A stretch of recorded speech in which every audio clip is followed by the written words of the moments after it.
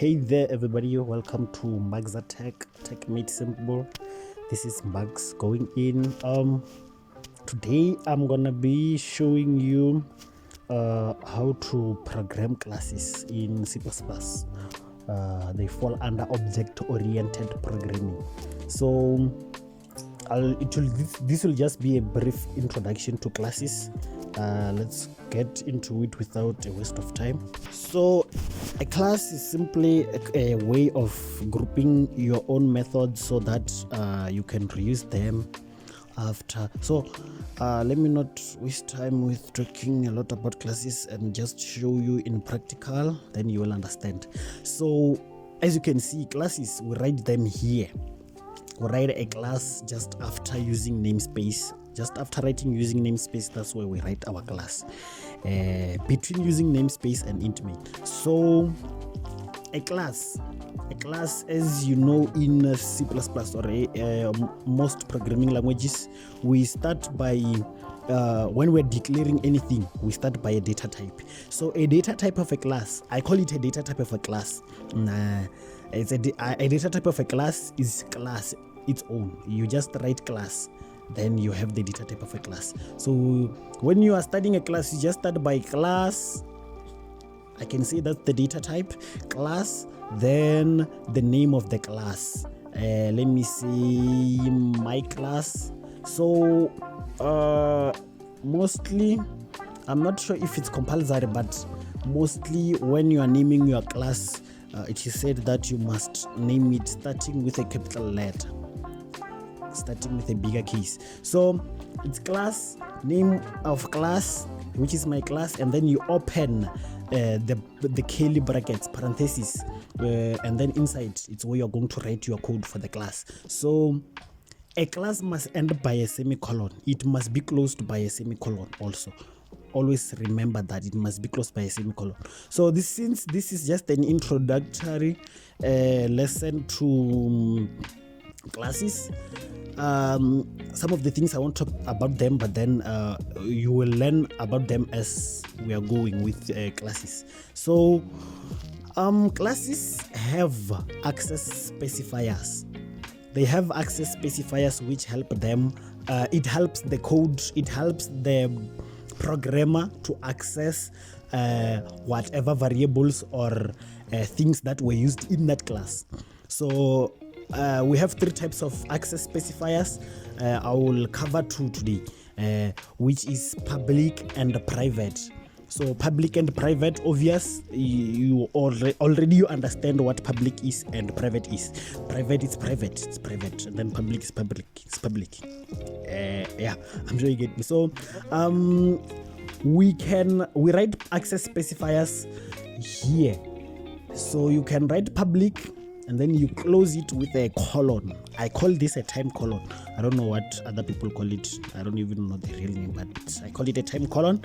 So public time colon. So this simply means that whatever that's going to be here, maybe if you say int age, this age is going to be accessed by you will be able to access it anywhere in this code. You can come this side of int main and you will be able to access this age. But if you use private here, if you use private access specifier, then automatically you are saying that this int age must only be manipulated inside of this class. So here we can only access this int age here inside of this class. That's where we can manipulate it and say something about age and then maybe call it in here. So let me talk. Okay, also if you do not write anything here, any access specifier, automatically you are saying that everything is private. So private is the default access specifier. Note that private is the default access specifier. So let me write public and then let me say int age which simple example can I make? Let me talk about a company which is selling cars, a different type of cars. So first thing, we can have a string name, which is the name of the car maybe, and then string color of the car, and then it's public, and then string name, string color. Let me show you a very simple class. So in classes you must have objects. An object is an instance of a class. So an object, it contains almost all the values of that class. So, and in order for you to create an object, you must give it an identifier type of that class name. I don't know if you got me. Let me say the identifier type of an object is the name of the class of that object. I'm sure you got me there. So meaning, if now I want to create an object for my class, this class, I have to say my class. There you can see it's even appearing, my class, and then this is the data type. Then I name my object. I can say my obj, my object, and then close it with semicolon. There I go, I have my object. This is my object, which is the object for my class. Hence, we gave it a data type of my class. So it's a company which is selling cars, and then let me name the company. Let me rename the company to, let me just say cars.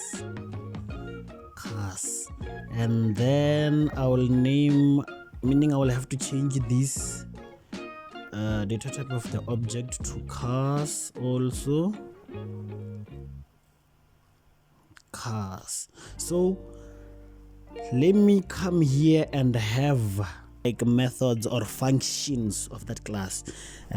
Let me show you. Okay, we can have a constructor. Okay, we have to give it a data type. So let me give it a non-returning data type, which is void.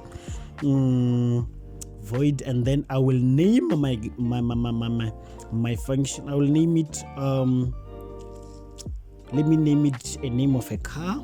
Let me say Bugatti. We have a Bugatti.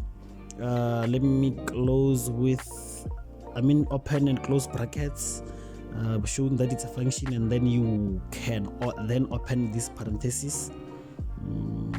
Here made a mistake. These two, they have to be here just after public, because they must be accessed by each and every function here.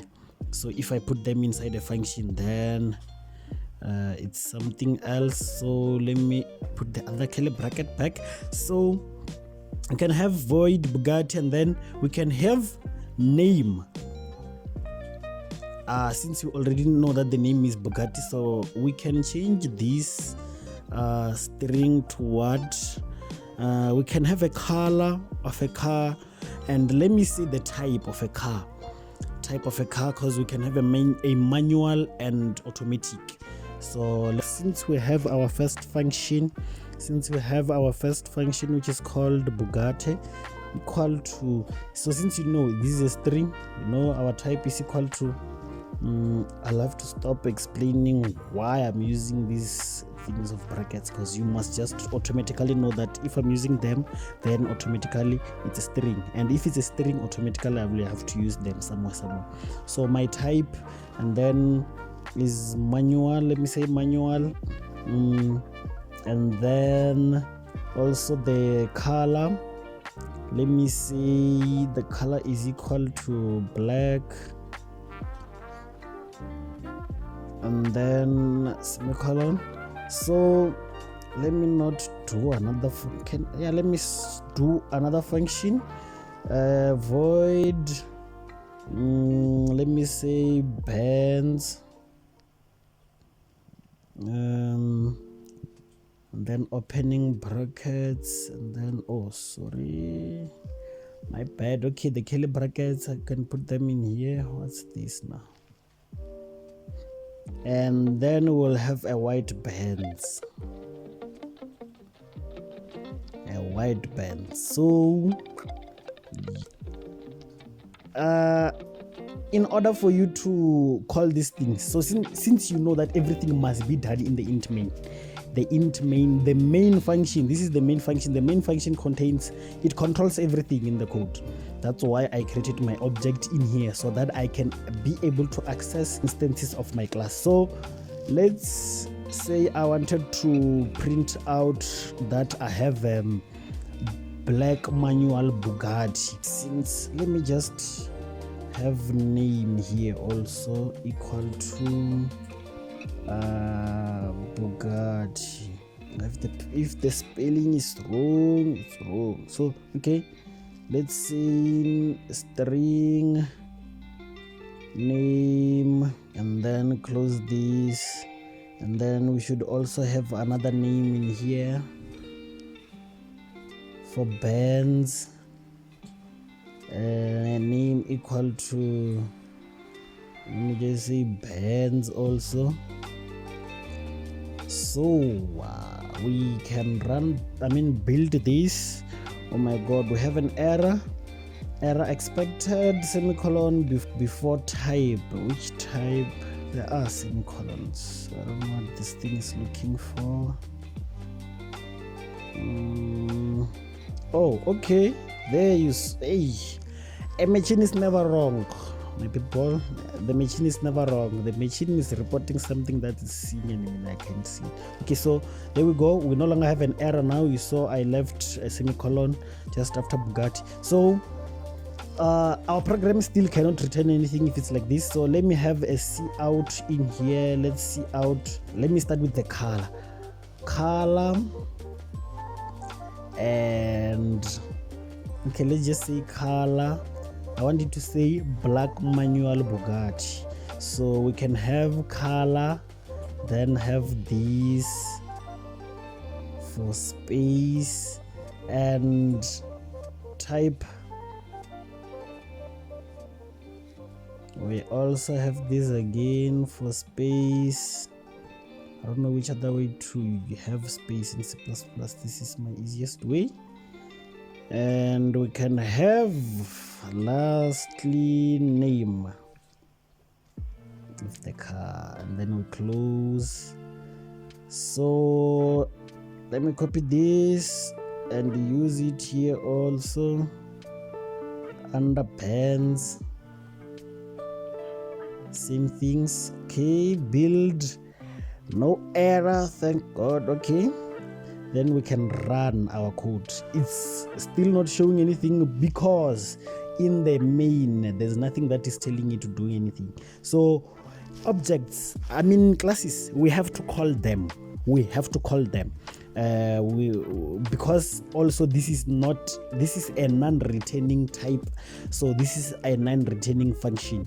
We cannot just output it. We have to call it. So this is how we call classes, or let me say, this is how we do calling.